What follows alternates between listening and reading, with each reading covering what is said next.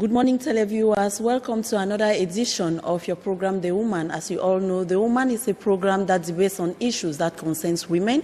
It debates on the woman and business, the woman and education, the woman and culture. And on today's edition, we'll talk about the woman and entrepreneurship. And what we've gathered for you today is we are going to define what is social entrepreneurship. We talk about the difference between social entrepreneurship and economic entrepreneurship, the impacts women have been creating, the impacts women entrepreneurs have been creating in the development of the society and the difficulties faced. That will be just for the first part. And on the second part, we are going to get into what our guest is doing. Our guest is a female entrepreneur. She will tell us about all what she is doing and how Cameroonians can benefit from her social work. And our guest for today is Maxine Moffett. Good morning, Maxine. Good morning. How are you? Fine, thank you. Thank you so much for inviting me today. It is more than a pleasure to be a guest on The Woman this morning. Yes, you're welcome. And it's not the first time that you are visiting our studios. Yes, I'm becoming quite a veteran for Vision Cat and The Woman. Okay. So today we are talking about the woman and social entrepreneurship. So let's begin you telling us what is social entrepreneurship. Well, social entrepreneurship is very similar to, it's really just business in effect.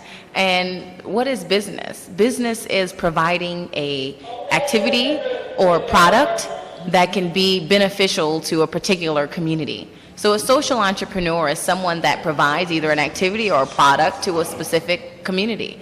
I think that there's been a new term that's been coined lately specifically for social entrepreneurship. And there's a difference sometimes, I think, between just normal entrepreneurship and social entrepreneurship. Social entrepreneurs are those who provide an activity or a product, but they believe in essence that that activity and or product is beneficial to the society, can change lives. It's different than someone that says, I have milk to sell and this is just my milk. That's a business person. But a social entrepreneur is someone that says, my milk is so special that it can help improve the health of your baby. It can help improve the health of the mother. Your baby being more healthy is going to, in long terms, help to save your family money. So that's a difference, I think. I think social entrepreneurs are people that see their activity or product as something that can change lives. It's a difference in perspective. You can have two people selling the same product. One I would consider an entrepreneur, the other I would consider a social entrepreneur. And I think it would be quite benevolent for all people involved in business to see how they could better market or promote their services by showing people not only the practical aspects of what their activity or products provides, but also how that product can help to affect lives. Okay, so just tell us, they say they are economic entrepreneurs and they are social entrepreneurs. Many people do not know the difference between social entrepreneurs and economic entrepreneurs. So can you just tell us? I think I just touched on that. The difference is you can have, as I said before, the example with two people that are selling a product which could be as simple as milk. You can have one company that says that our milk will help the health of your baby, help the health of the mother, which can in long term save the family money, make the child more intelligent, more vibrant for their classes and studies. And then you can have another company that just says, buy my milk. Okay. So if I think that's the difference, but I think that person that understands how to have their product touch the package their product in a way where people feel that it can affect their lives, that is a more efficient entrepreneur.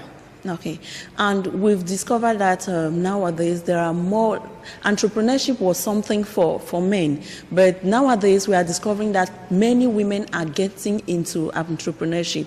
What do you think can be the cause? Why are women rushing to get into social entrepreneurship? Well, I think that studies have proven that the road to wealth, true wealth, is through entrepreneurship. And I think that the modern woman has realized the importance of herself in creating economic wealth and stability. So if you really want to have money, I think that you will definitely start to see yourself walking down a road of entrepreneurship. So, but it was, at first, it was like it was a business it was a man's domain. But women, does it mean that the woman is doing good in this domain, is doing better in this domain than the man? I don't think that we can necessarily compare and somebody's doing better or someone is doing worse. But I do think that women have seen a need. I think because in 2012 and modern society as it's created, more and more parents send their children to school, send both the woman and the male child to school. Secondly, economic costs are so expensive these days where most families can't afford to just have the male that goes to work. So I think that many women have realized the importance of their financial vitality. But I wouldn't say that one is better than the other. Business at the end of the day is nothing more than someone with a vision and an idea that has people that back them. That vision and idea is a vision and idea to have an activity or to have a product that you put into the market. People come around you and then it becomes a business. Okay. And that can come from a man or a woman. Oh, woman. Okay. Okay. So, what impact have women been creating in social entrepreneurship?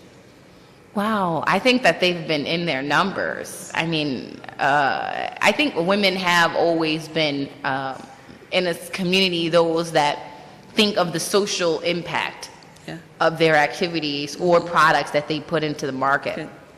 I think because as women we are the caretakers of the family, of children, and we are really mainly the forefronts behind your churches, behind social groups, you know. So I think it's only natural that women take a lead in social entrepreneurship, and many are doing many things, running nonprofit organizations, running churches, running great businesses.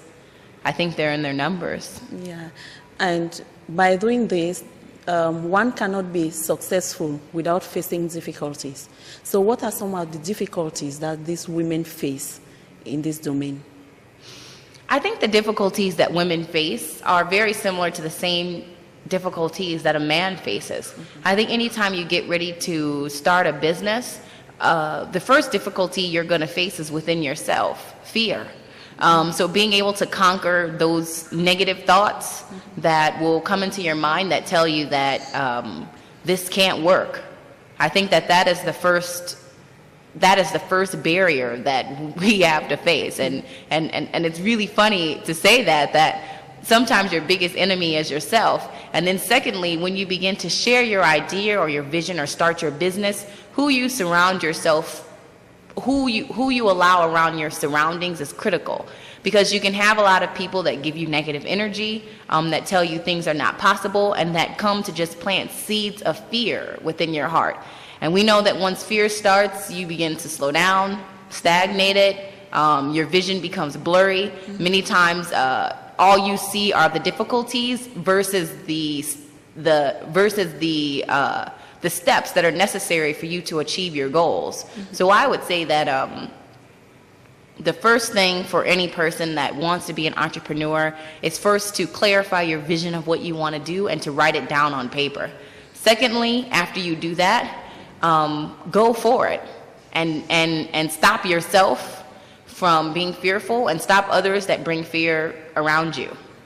Okay. So many women complain that they usually have financial difficulties, and they say more men become successful and they have access to all this more than the women. Some even go to an extent to say the domain where that's doing business or being a social entrepreneur or economic entrepreneur, you are faced with, let me say, the That's the fact that there is like the problem of sex that comes in, that women are more exposed because what do you mean by sex? The sex comes in, it plays a greater part. Some men will say women are more favored in doing business, because when you go like looking for finance in a bank, just because you are a woman, they'll prefer giving you money than giving to the men. Some other women will complain that, for example, they have been harassed. At times they are being harassed sexually, because maybe to move from one step to another, you are supposed to you are supposed to, they give you conditions of which there are some men who do not face such problems. So what do you think as a female entrepreneur? To be honest with you, as we've spoken before, I know that many women face a lot of challenges, but I have never spent more than 30 minutes thinking about issues that I may face as a woman. Because I think that it's negative, it brings bad energy, and it slows you down. The most important thing is to move forward and to be making daily progress towards your goals. Don't look left, don't look right, don't look at people that say, oh, you're a woman, oh, you're this, oh, you're young, oh, you're that, because there will always be something. And I think that the essence of you to guard your integrity, that is a battle that any entrepreneur can face, any person can face in life, I think both men and women. But it is important on your path to achieving your goals that you keep your integrity. I think that preferences can happen where a woman can be preferred to get a loan at a bank, or a male can be preferred to get a loan at the bank. I mean, a lot of women do speak about the difficulties, about not being in on those late night bar conversations where real business deals are made, you know, but I think that if you're determined, where there's a will, there's a way. Okay. So when some women too, they do complain, do you think it is easy for a woman to play both roles, that's being a mother and being a businesswoman or being an entrepreneur? In terms of being a mother, I wouldn't be able to say that because I'm single, unmarried, and I do not have children as of yet. So I wouldn't be able to say that, but I do know a lot of women who do carry both, who do handle both roles. I know that my mother went to work every day, and she also had her children and had her husband and her family. So I saw a close woman in my life actually be able to juggle the two. I think being an entrepreneur is no different than having a 9-to-5 job, and most women do that today.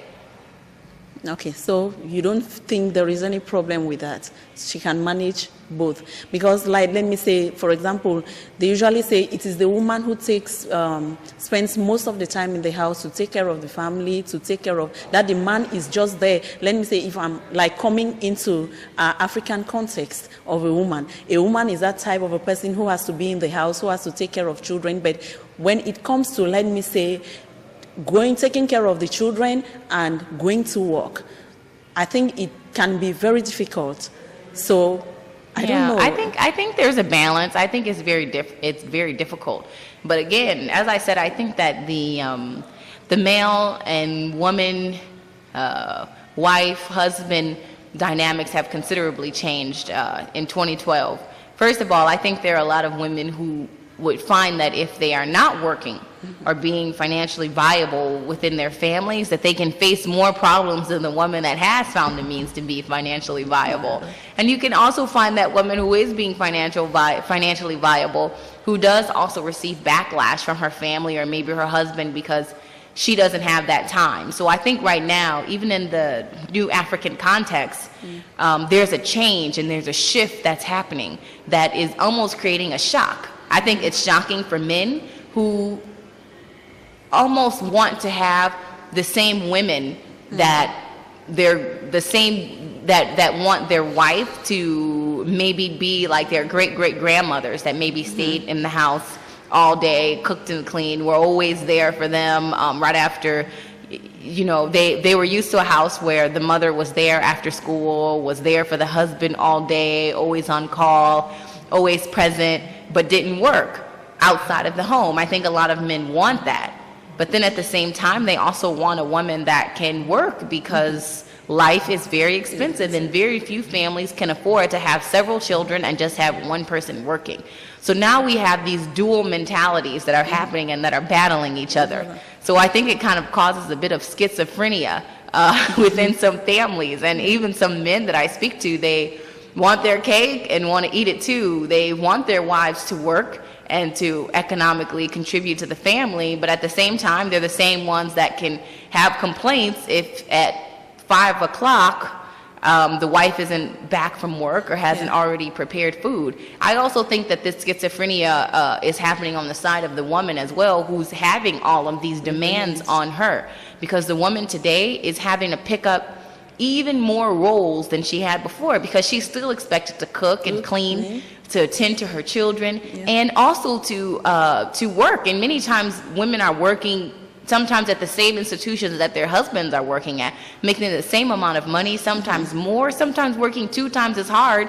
When they come home from work, they're expected to perform as if they have only been working in the home. So they're almost taking 2 or 3 full-time jobs, because I've heard many women say that the hardest job is managing a family. Yeah, it becomes very difficult. So all what I got from Maxine is that women, there is no barrier in any job, that women can have the same opportunities as well as the man. So what can you tell some other young ladies who are watching you as concerns being a social entrepreneur? What I would say is, step 1, if something is in your heart that you think you could do that could create money for you or could benefit the society, just an idea that you have about a business or activity, I say that you pursue it. Number 1, become clear about what you want to do. Number 2, write it down on paper. Whatever your goal is, write down the 2, 5, or 10 steps that you need to take to be able to start that activity or launch that product. Number 3, realize that there is nothing wrong with starting small. If you want to one day have one of the biggest hair salons in Cameroon, understand that you can start with just a small storefront, or even start in your home by doing hair, but start that small business with the vision of going big, and make sure that every day, while you're even having the small hair boutique that you have, that you're constantly moving forward by doing things like making sure that you have a logo, a name of your company, a brand, that you're getting customer loyalty, that your pricing is good, that you're doing more research into the market so that you know other large hair salons that are in the market, what they're doing, and also that you're finding ways that maybe you can save $25,000 or $50,000 per month, so that maybe by next year you can move into a bigger place, that you're investing in Genghis so your money can go here. Or maybe while you have your hair salon, you're also selling shoes or selling other things so that you can make capital. So maybe if you're in a small building now, by next year you can be in a larger building, and by that next year you can be in a larger building. So even if you start small, that doesn't mean that your vision is small, but you must start, and you cannot wait until you have 50 million or 100 million that some uncle or some great somebody is going to give you. Start with what you have now. Lastly, I would say always keep God first, pray, and move forward by all means. But you must move forward. Okay, thank you, Maxime. That was just the first part of our program. We are going to have a transition, and when we come back, we'll talk about, this time around, not social entrepreneurship, but we'll talk about Maxime Moffett and Bridge Africa. Let's have a transition. How long have we been? Almost 30 minutes.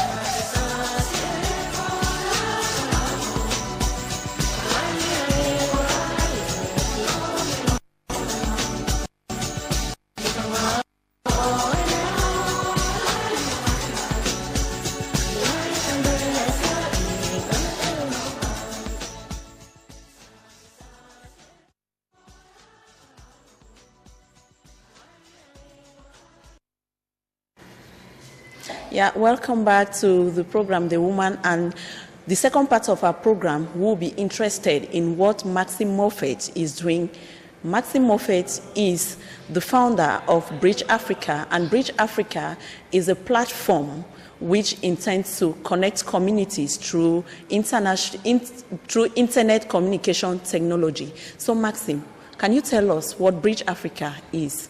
Yes. Bridge Africa is a new online social media platform that seeks to connect more than 20,000 businesses, people, as well as institutions in Cameroon within the next 6 to 8 months. What bridgeafrica.com will do is allow your company or you as a person to be able to create a free online profile to display who you are. From there, other people can come to the site and find your information by keywords, meaning that if you own a hair salon or you're a cocoa farmer or you have a nonprofit organization that has a specialty in working with women's rights, people will actually be able to go to the site and say, I'm looking for all nonprofit organizations that work for women's rights or all cocoa producers that are in Cameroon. So this will be a good place that will help people to better identify who you are. Secondly, our platform will also allow people to better network and communicate, send messages to each other. If you have a company or an organization, you can create a page and have 1,000 followers, 2,000 followers. This social media platform, bridgeafrica.com, it's also spelled BRIDGEAFRIKA.com. So the Africa is with a K. Okay. And then how will Cameroonians benefit from the platform? Specifically, people who don't have web pages, even those that do have web pages, can create a free online profile about themselves on bridgeafrica.com. From there, people will be able to find information about yourself, because we know that right now in Cameroon, there's a major information sharing issue. When you go on the internet and you try to find information about who is doing what and where, from the agricultural sector to the other sectors in Cameroon, it's really difficult to actually have that information over the internet. So the Bridge Africa is literally trying to create that bridge so people can better network and communicate within Cameroon, and also people from Africa can better communicate with those from Cameroon and from around the world. Okay, you talk about Bridge Africa, that you want to expose Africa to the rest of the world. Since internet is a global village, it's where many people, many communities, they meet. So you talk of linking, bringing people together who is doing what, and okay, you are bridging Africa. We have problems with that's bridging Africa. For example, how would it function? There are people who sell cassava. They cannot sell this cassava through online. So how will it really work? Well, I think that where we can go with the platform is really limitless, where maybe one day people will be able to buy and sell products. But as of right now, what Bridge Africa will do is if somebody's looking for someone who has cassava, if you have a profile page on the Bridge Africa, people can contact you and know that you are there and that you're selling, because that's a major issue. Right now, if you go onto the internet, you want to find information about who sells cassava in Cameroon, it will be extremely difficult to find even one name and number or one website. So Bridge Africa will help people to first be able to identify who is doing what and where. And then secondly, people can find means that they can begin to trade and do business with one another and share best practices and ideas. Yes, but don't you think that there will be a problem? Let me say there will be a problem of communication, because some of our villages in Africa, we don't have access to light. We don't have, and not having access to light, it means even if it is through SMS, through telephones, or maybe internet, and you have to know what is possible to is most of the communities, that's the people in the villages, they have the problem of language. So how are you going to solve the problem of roads, the problem of language, and the problem of electricity? I think that with this project, we have to start small by small. You cannot build Rome overnight. But one of the first things that I know that our project can and will do is connect more than 20,000 people in Cameroon within the next 6 months. Meaning that within the next 6 months, in all 10 regions of Cameroon, you should be able to go to our website and say, in the South region, I want to see who the local who the parliamentarians are. You should be able to find them. In the West region, I want to see who is doing what in agricultural sector. You should be able to find them, see their names and numbers, see what they're doing.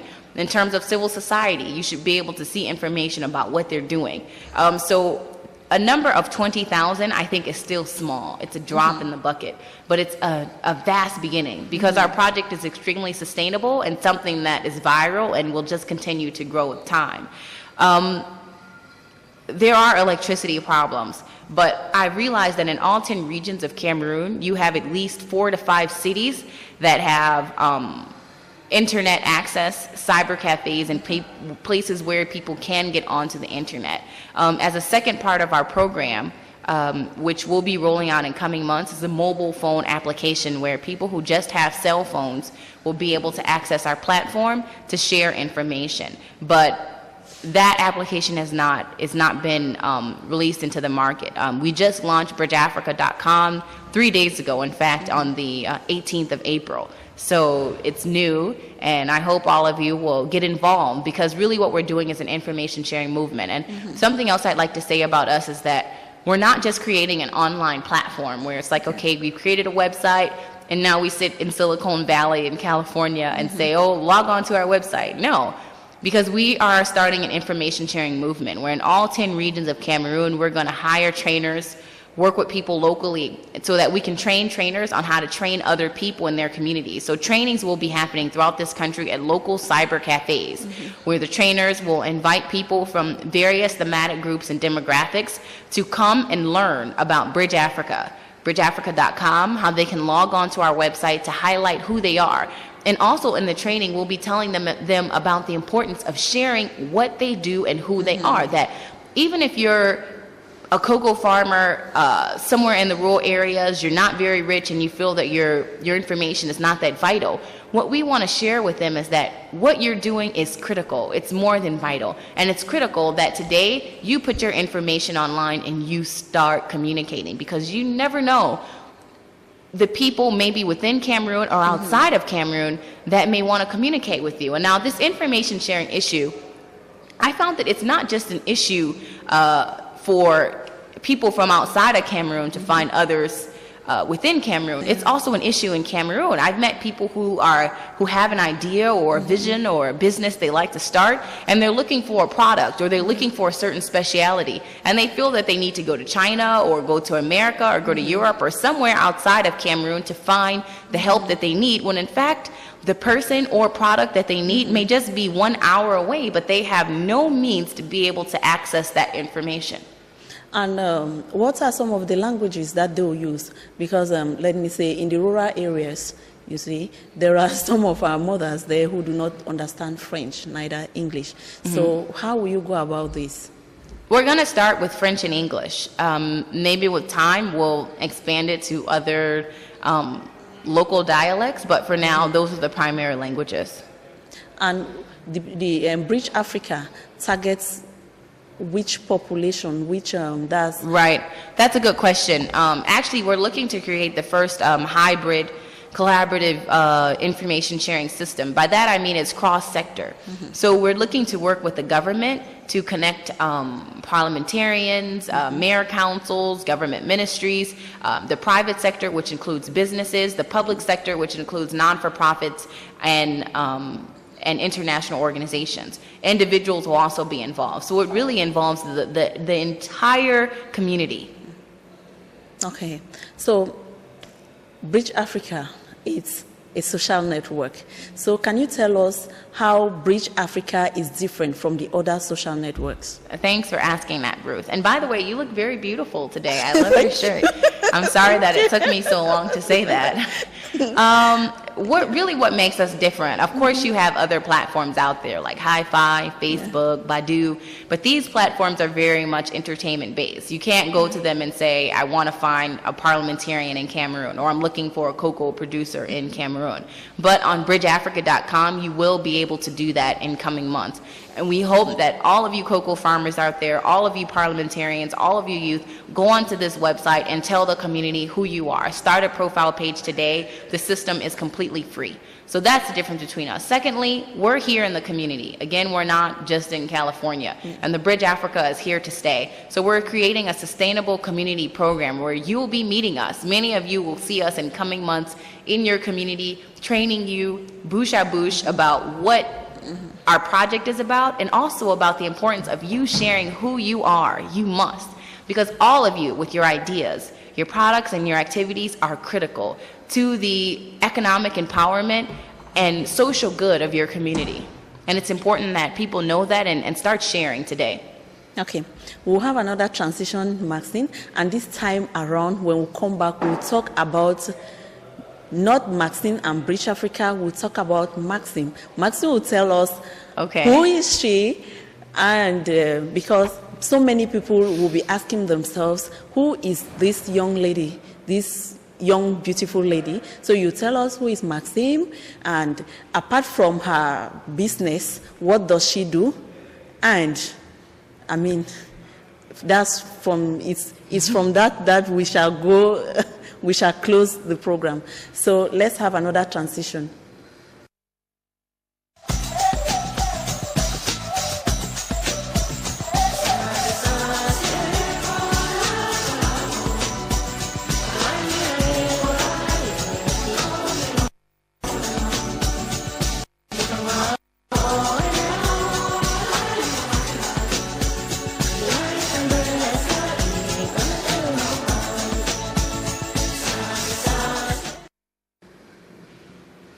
So, televiewers, we are on the last part of our program. And the last part of our program, we are interested in Maxine Moffett, no, Maxine Moffett and Bridge Africa. So, Maxine, tell us, who is Maxine Moffett? Well, I am American. I'm originally from Aurora, Illinois. By American, I mean that I don't have a village in Africa. Neither do my parents, parents, parents, parents, parents. So my family and lineage is extremely American, but I find myself being attracted to Africa and traveling to Africa since I was 16. The first country I went to in Africa was Zimbabwe. I was a Rotary exchange student there. I came to Cameroon as a U.S. Fulbright scholar, coming from America as a researcher to Cameroon. Well, I did research on the state of civil society and how they could better use information communications technologies to help themselves. And that's how I ended up starting Bridge Africa, because I found that there is an information sharing crisis, I felt, within the civil society. And from research, I found that it's not just an issue among civil society in Cameroon, it's an issue within the private and business sector as well as within the government sector. And it expands not only within Cameroon, but throughout Africa. And so that's how the AHA idea happened for me to start Bridge Africa. And from there, I decided I would just stick with it. And I've been in Cameroon for more than 4 years. For 4 years. Oh, so how do you find Cameroon? I think Cameroon is a great country. I'm enjoying it and loving life. Yeah. So tell us, what are some of the activities that you undertake when you are out of business? I think that I'm pretty busy with business. It takes a lot of time. Yeah. Normally, I pretty much work maybe 6 days a week and try not to work 7. Yeah. But I have friends here, a lot of loving people who are around me. Yeah. And I do things like go for dinner, exercise, I go to church. And those are my primary activities. It's nothing, I think, outside of the ordinary. So how many regions have you visited in Cameroon? I think at least 6. At least 6? Yes. Okay. So what do you love? What are some of the Cameroonian, maybe say, the things you love in Cameroon as concerns music? What kind of music do you love? I like a lot. I like, for instance, the new musical artist Jovi. I think he's really good.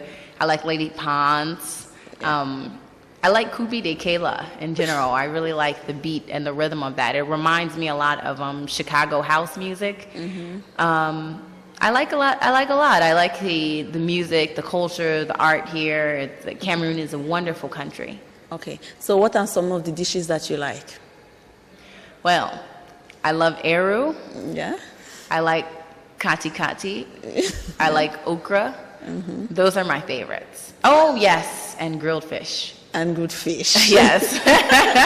And you usually at times do the cooking yourself? Yes, I do. All of the dishes that I like, I learned to cook. Okay.